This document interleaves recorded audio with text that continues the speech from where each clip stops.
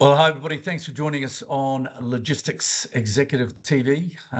Joined today by somebody who has got an extensive career over a number of decades in the consulting industry. First of all, Accenture, Boston Consulting Group, and a number of other large organizations he's been involved in. But more recently, in the last dozen years or so, he co-founded an organization called Vector Global Logistics. I'd like to introduce Brian Oxley, co-founder and MD of Vector Global Logistics. Welcome. Brilliant. But no, thanks for having me.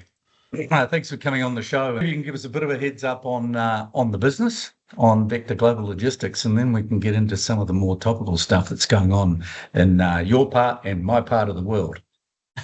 Sounds perfect. So Vector Global was started by myself and Enrique about 12 years ago. We had met each other at the Boston Consulting Group, knew that we wanted to leave and do something more entrepreneurial and to be able to scratch that itch.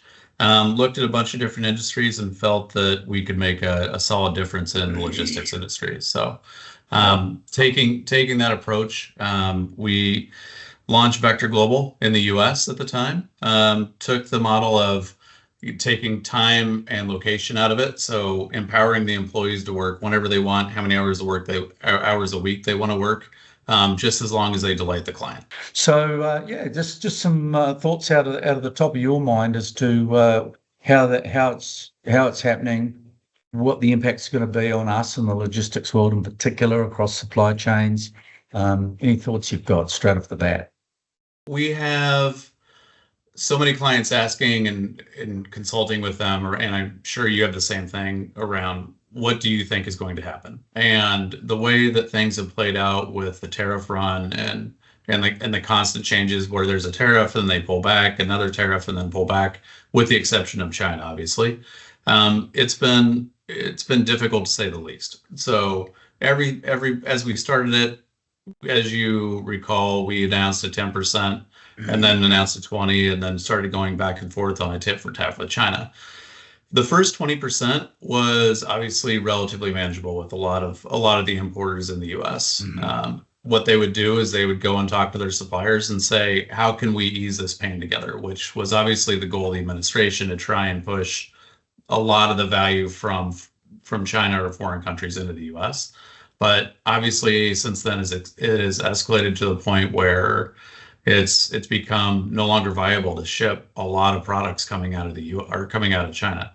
And there's been a big pause on freight until people get clarity. So you look at stuff that's on the water that is grandfathered in, at least for the time being, as long as it's entered within the country by a certain date, you're allowed to apply the old tariffs. And with the new ones coming up, as they've been recently announced this week, a lot of companies are saying, look, and really looking at their books and saying, if I'm going to import a container that's a couple $100,000, but I have 154% tariff on it, I can't afford it. My clients can't afford it. We're just going to hold off on importing that freight until we have more clarity as we move forward in time.